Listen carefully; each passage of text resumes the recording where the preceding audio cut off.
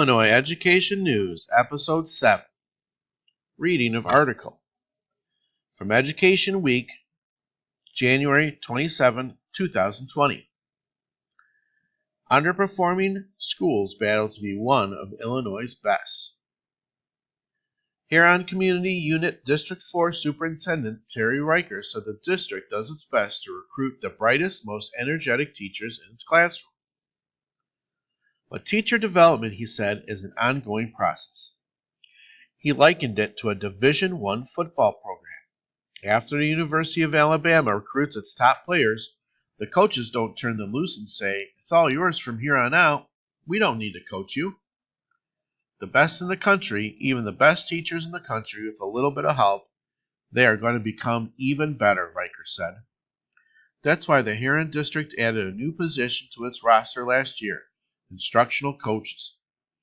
These are teachers who are designated to help coach other teachers, so that those teachers can, in turn, better coach their own students. The district named 8 instructional coaches in the 2018-2019 academic year, recruiting all of them from within its own ranks.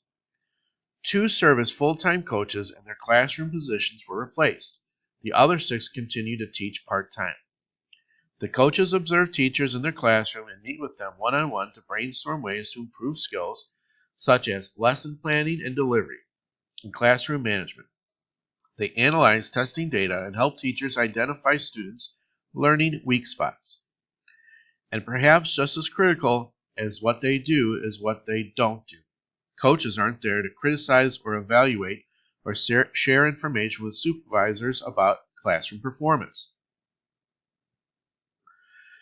Instructional coaches aren't new to Illinois schools, but they are relatively rare among southern Illinois districts, which have long suffered financially compared to their suburban Chicago counterparts.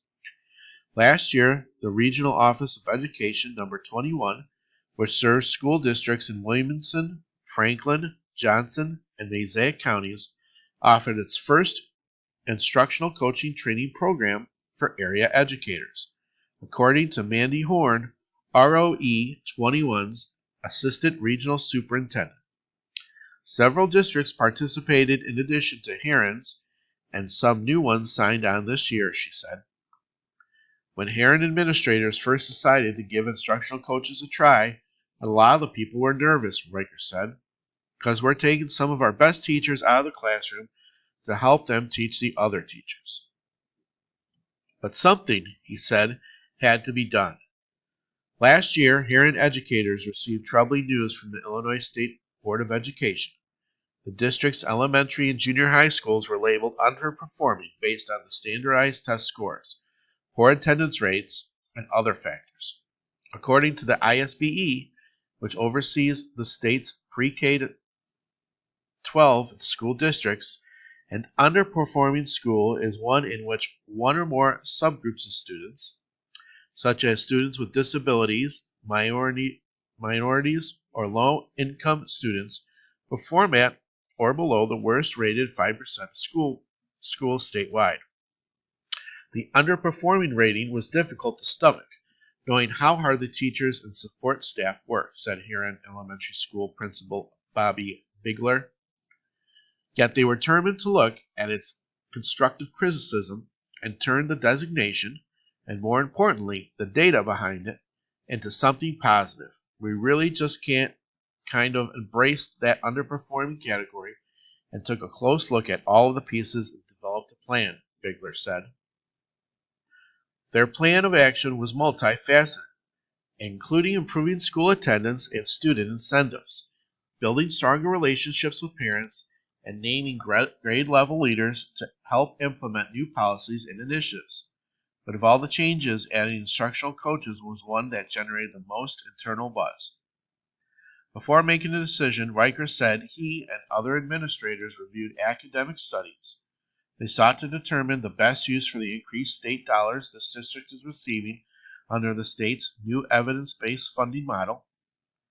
Passed in 2017, the law directs the bulk of new state funding toward districts that need it most, such as Huron's, where about 60% of students live in poverty and the poverty tax base is limited. Instructional coaches, along with professional development, gives you the biggest bang for the buck. That's what the studies show, Riker said. So we said, we are going to do that. I have studies shown this. We're going to try it. The first year results were striking. Huron Elementary School not only shed its underperforming label, but also received an exemplary designation. That means that the school, where 2 of the 3 students comes from a low-income family, ranked in the top 10% of schools statewide. Huron Junior High also grew from underperforming to commendable, passing the label assigned to about 8% of the Illinois schools. Northside Primary and Huron High School also were labeled commendable as they had been the prior year. Illinois designations put a heavy emphasis on year-over-year student growth, and that's where Huron Elementary really shined. Among the standouts were students with disabilities who showed improvements in the 68th percentile. Overall, the district's 7th through 5th graders excelled in mathematics. In 2019, nearly half of the school's 700 students met or exceeded math standards compared to 32% statewide. It's very important to highlight that everybody was all in, Bigler said. It was just phenomenal. Jennifer McCabe, a 14-year educator, was one of the teachers tapped to serve as a teacher coach. She splits her time between that role and working as a Title I reading coach. The Huron District is a Title I school based on its large population of low-income students that qualifies it for additional federal assistance. McCabe said that raising the school's performance level was a big undertaking. The credit, she says, belongs to the teachers who were willing to try something new. If they had not been on board with this, we wouldn't have been able to go from underperforming to exemplary, she said. That's the biggest piece. In addition to those from the Huron District, educators are also participating in the instructional coach training sessions offered by ROE 21 from the districts of Ewing, Sessler-Vayler, Ziegler, Royalton, Buncombe, Mosaic, Count, Crab Orchard, and Project Echo, an alternative school in Johnson City. Additionally, 2 ROE 21 consultants are participating in the program and assisting teachers at Frankfort Community Unit School District 168 and a cooperative agreement, said Horn, the regional assistant superintendent. This is Illinois Education News.